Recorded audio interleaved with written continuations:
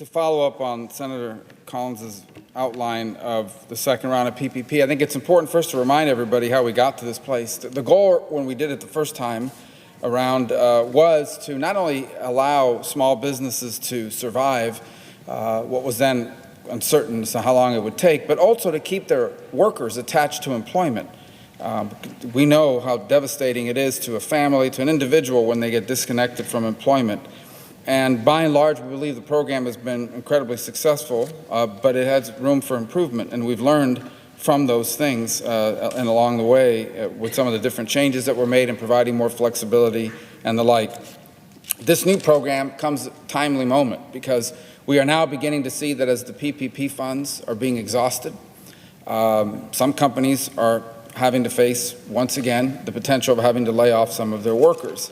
And so that's why it is time for a second round of PPP assistance. A lot of the provisions will be very familiar. You've heard them already, the 2.5% payroll and so forth, but some are new because we really wanted this to be more targeted.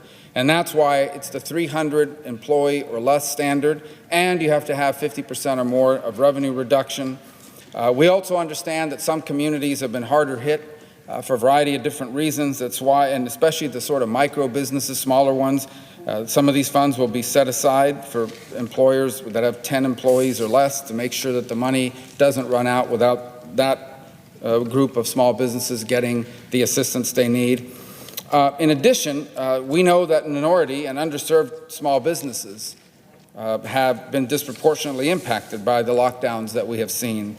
And many of them obviously often lack significant cash reserves. They've historically faced challenges being able to get traditional means of capital.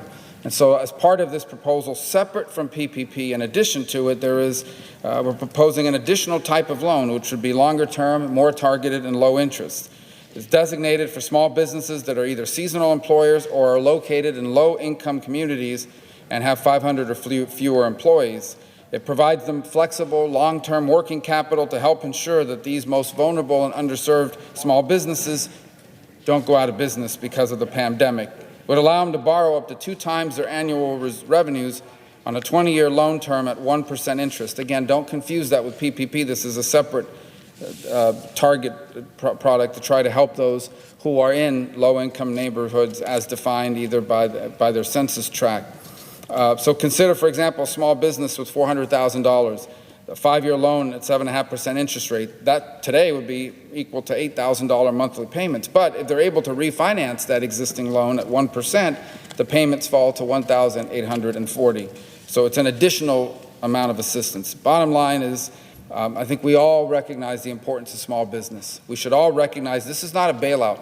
These are viable businesses. And the only reason they're struggling is because the government has stepped in, like it does, for example, in eminent domain, and said, for the public good, it is important for us to infringe upon your right to make money and conduct business.